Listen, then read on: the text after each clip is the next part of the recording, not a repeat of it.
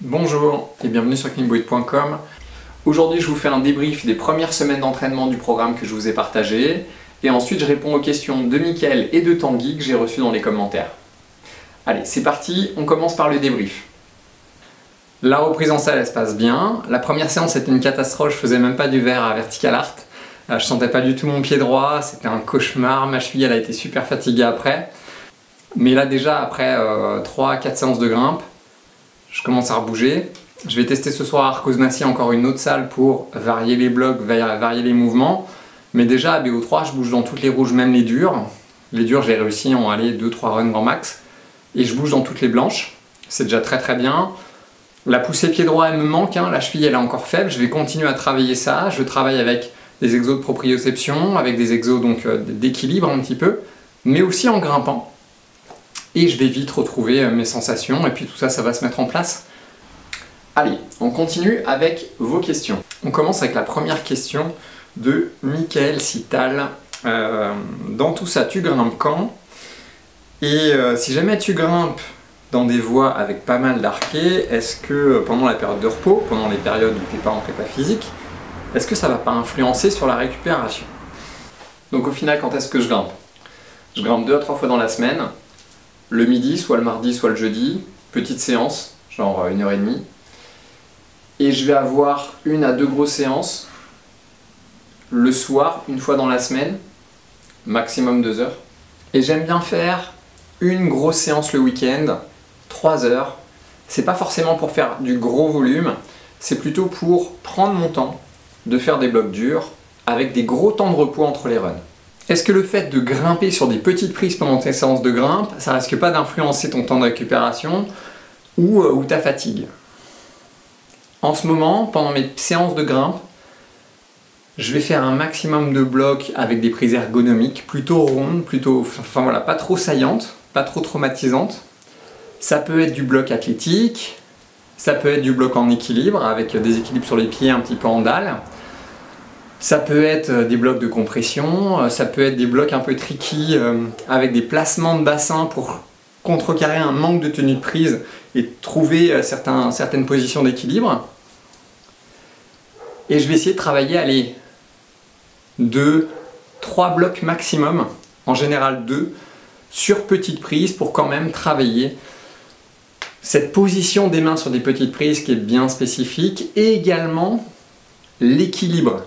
Je pense notamment à un blanc que je travaille à BO3 qui est un petit peu dur, léger dévers. On commence sur une grosse inverse, on se lève, on va se positionner sur une toute petite prise. Donc là il y a déjà un premier gainage pied-main à avoir pour avoir le temps de s'installer sur cette petite prise. Et ensuite on vient placer un pied droit très haut et il faut arriver à se rabaisser pour trouver la position de moindre effort qui vous permet de vous installer sur la main gauche qui est une arquée infâme, vraiment petite, je pense à peu près épaisse comme ça. Et à partir de cette position, arriver à basculer, enchaîner avec la poussée pied droit pour venir claquer un plat. Typiquement là, je dois trouver l'équilibre pour également bien placer mes doigts sur ces 2 prises avant de déclencher le mouvement.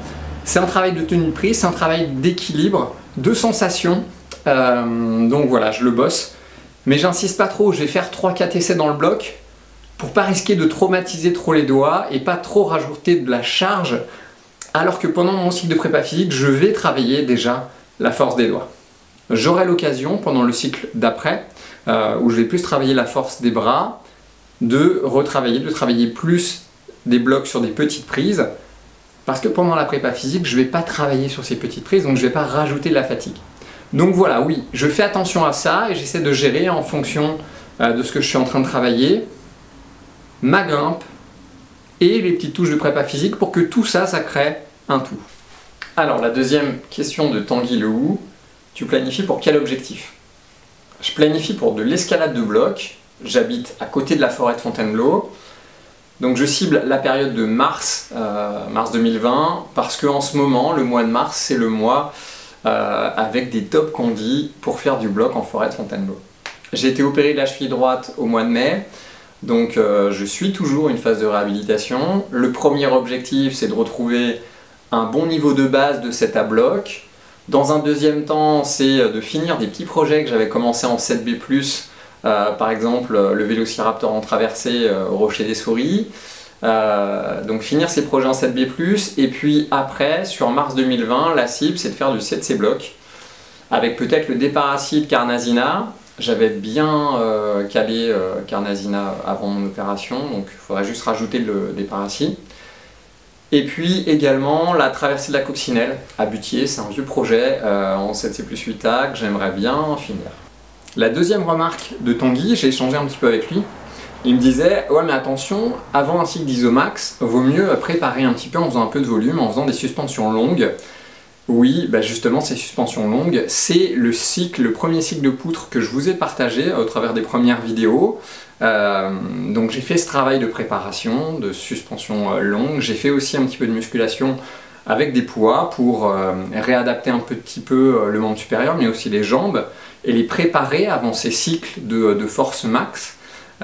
Donc bien évidemment le message à retenir c'est que la force max, si vous n'en avez jamais fait, c'est important de faire quelques cycles de volume. J'en parlerai pendant ma prochaine vidéo sur comment gagner en force de traction.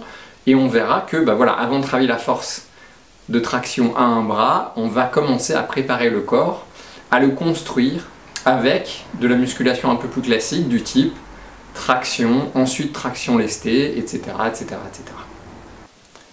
J'espère que cette vidéo vous a plu. Si c'est le cas, n'hésitez pas à mettre un petit pouce. Merci pour les commentaires suite à la dernière vidéo, ça m'a fait super plaisir. Je crois qu'il y a eu plus de 500 vues en une semaine, ça m'a vraiment impressionné. Et merci à vous, ça me motive à continuer. Pour la suite du programme, la prochaine vidéo, ça sera sur la force des bras. Et il y aura aussi une petite interview de Berry. Bérangère, elle fait partie de notre petit groupe de potes, là, Climboïd.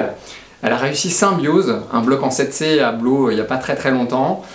Après beaucoup de travail, plusieurs mois de travail, et je suis curieux de l'interviewer pour avoir un petit peu son feedback et qu'elle nous fasse un petit retour sur tout le processus des premiers essais, des premiers calages de move jusqu'à la croix et la réussite. Sur ce, je vous souhaite bonne grimpe et bon entraînement.